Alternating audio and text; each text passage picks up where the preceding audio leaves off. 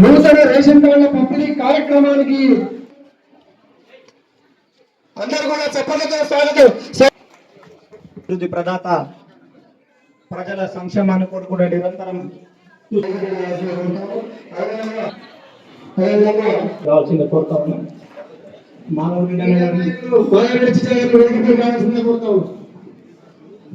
తదుపరి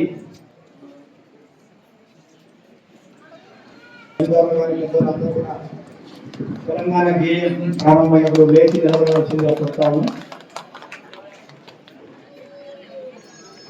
జ్యోతి ప్రజ్వలన అనంతరం పెద్దలు వేదికపై చేస్తారు.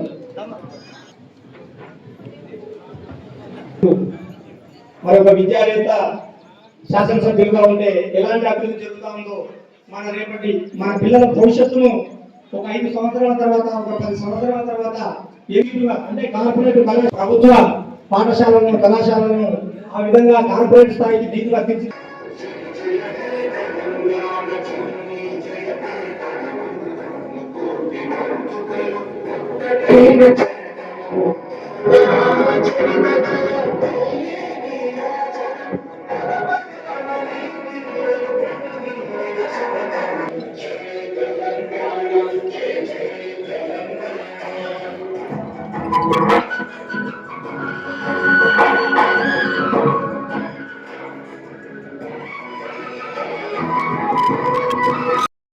మయూరి షాప్ నంబర్ 3 ఫతేపూర్,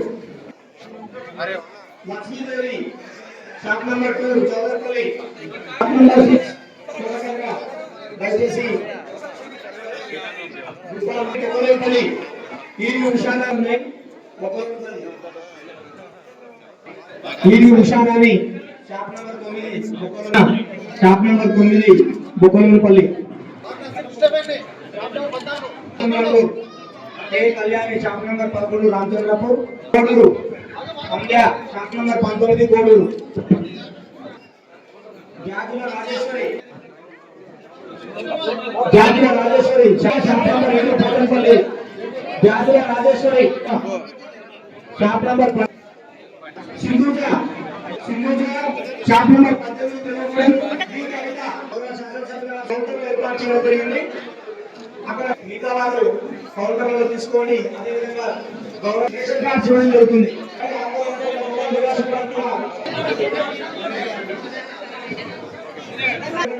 సహకరించి కౌంటర్ దగ్గర మీ రేషన్ కార్డు తీసుకోవాల్సిన కోరుతాను.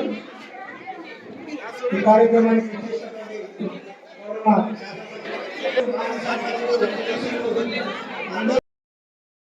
కాంగ్రెస్ నాయకులు, ప్రజాప్రతినిధులు, మాజీ సర్పంచ్లు, మాజీ ఎంపీటీసీలు, అలాగే ముఖ్య నాయకులు, మీడియా మిత్రులు అందరికీ నమస్కారం.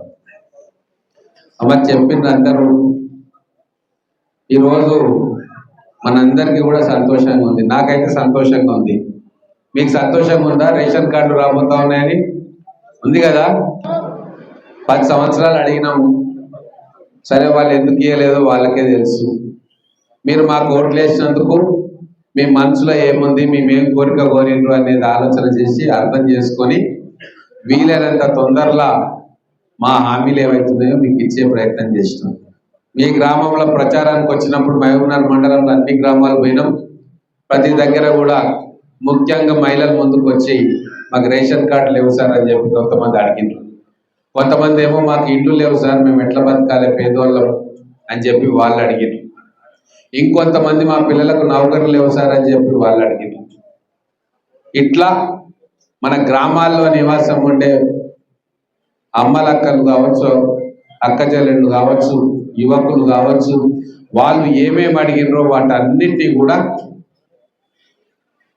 ఇవ్వాలి అని చెప్పి నిర్ణయం తీసుకున్నారు కాంగ్రెస్ ప్రభుత్వం రాగానే. మన ముఖ్యమంత్రి రేవంత్ రెడ్డి గారు కూడా పెద్ద మనసున్న వ్యక్తి.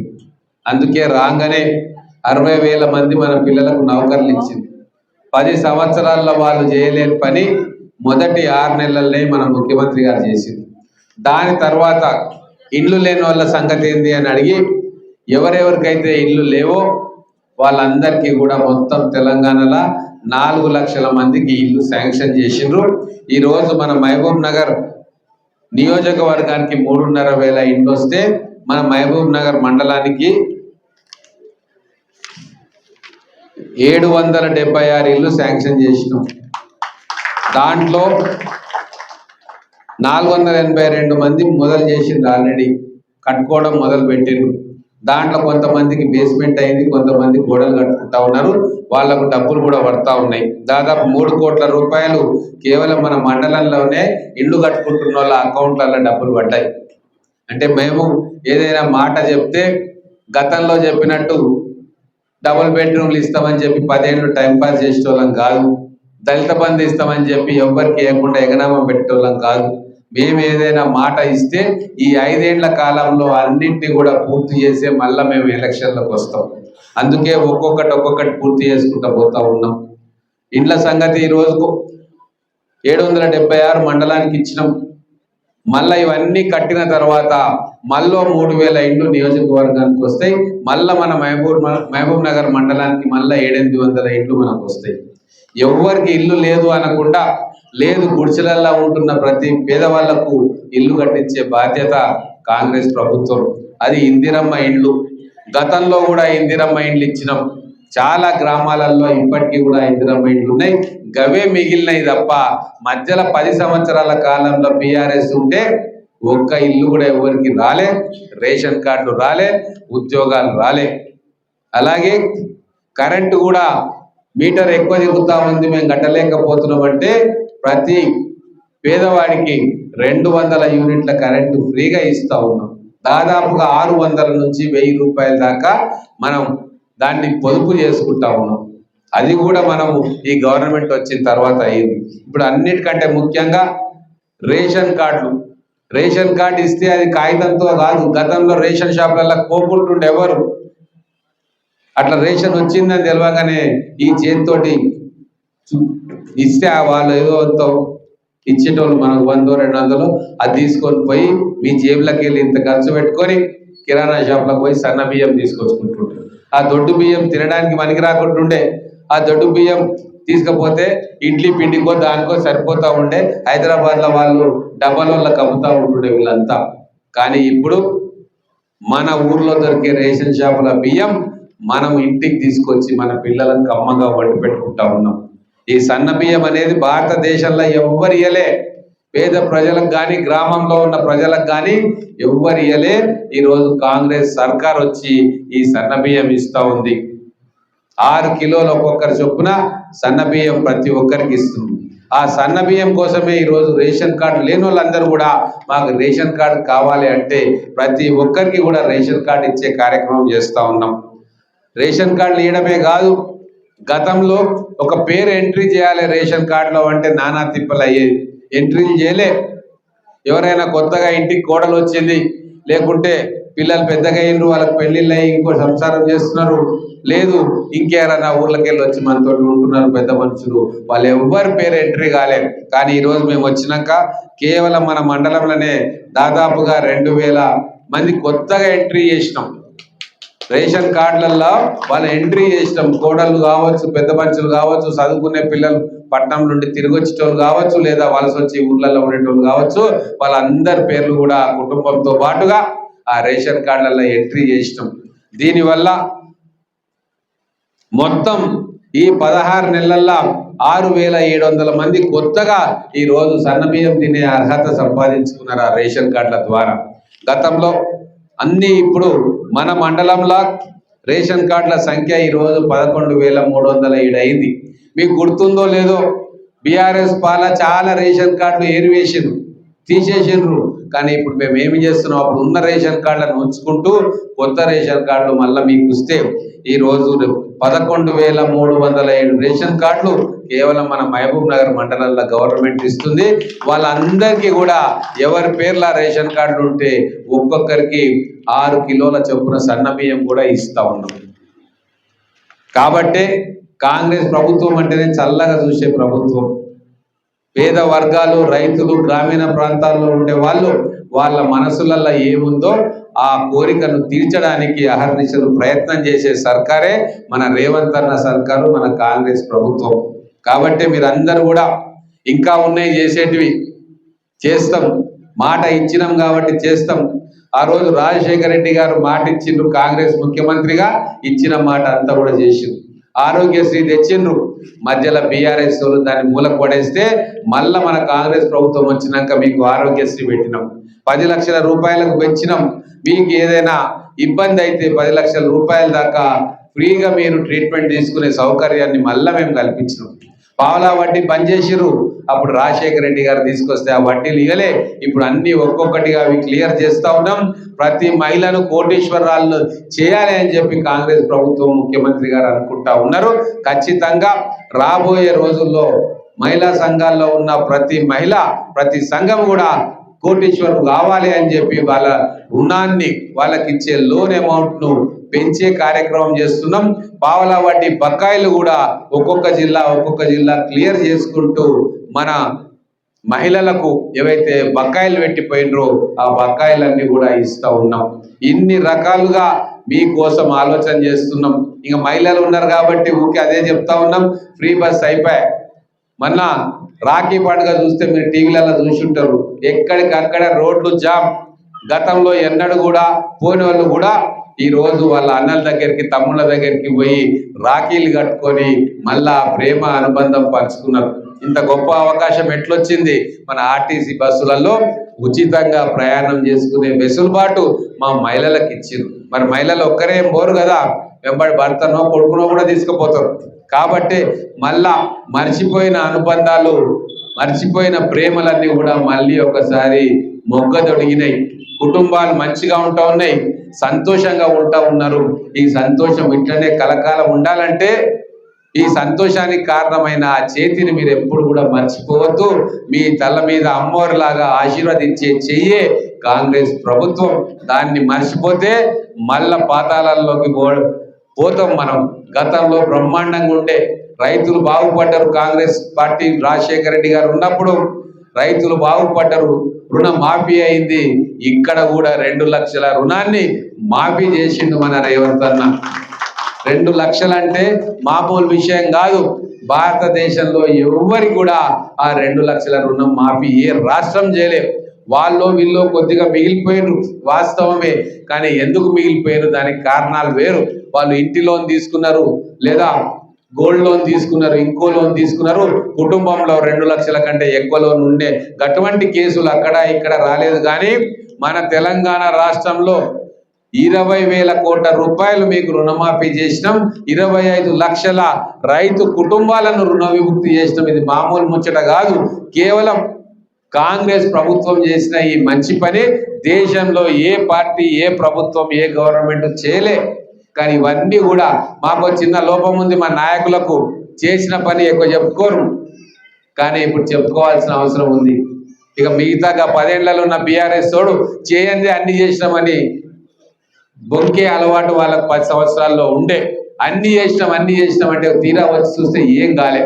ఇప్పుడు మనం అన్ని చేయడం మొదలు పెట్టినాం. ఒక్కొక్కటిగా మీకు లాభం చేసే పనులు చేస్తూ ఉన్నాం. మీ స్కూళ్ళను బాగు చేస్తూ ఉన్నాం, టీచర్లను పంపుతా ఉన్నాం, టాయిలెట్లు, బాత్రూమ్లు స్కూళ్ళల్లో కట్టిస్తూ ఉన్నాం, పిల్లలను బడికి రావాలని చెప్తా ఉన్నాం, వాళ్ళకు మంచి భోజనం హాస్టల్లో పెట్టిస్తూ ఉన్నాం. హాస్టల్ పిల్లలుంటే అడగండి, గతంలో ఎట్లా ఉండే, ఇప్పుడు భోజనాలు ఎట్లా పెడతా ఉన్నారు. మేము ఎమ్మెల్యేలను పోయి హాస్టల్లో భోజనాలు చేస్తూ ఉన్నాం, అక్కడ పడుకుంటా ఉన్నాం. మన పిల్లల్ని చదివించుకోవాలి అని చెప్పి మా ముఖ్యమంత్రి గారు మేము అహర్నిశలు పాటు పడతా ఉన్నాం. దానికి కావాల్సినవన్నీ చేస్తూ ఉన్నాం. మన మహబూబ్ నగర్లో గతంలో కాలేజీ లేకుండే, ఇక్కడ చదువుకున్న వాళ్ళు ఉన్నారు, పెద్ద మనుషులు, ఒక్క ఇంజనీరింగ్ కాలేజీ లేకుండే. కానీ మేము వచ్చిన ఈ సంవత్సరం లోపల మన మహబూబ్ నగర్లో 3 ఇంజనీరింగ్ కాలేజీలను తీసుకొస్తే ఈ రోజు 600 మంది మన పిల్లలు ఈ రోజు ఇంజనీర్లుగా మొదటి సంవత్సరం దాఖలా తీసుకున్నారు. రాబోయే రోజుల్లో 1000 మంది ఇంజనీర్లను మన మహబూబ్ నగర్ గడ్డ తయారు చేసుకుంటుంది. మీ పిల్లలు కూడా మంచిగా చదువుకునే పిల్లలందరూ కూడా ఇంజనీర్లు, మిగతా ప్రొఫెషనల్ కోర్సులల్లో వాళ్లకు మన ఊర్లోనే చదువుకునే వెసులుబాటును మేము కల్పిస్తా ఉన్నాం.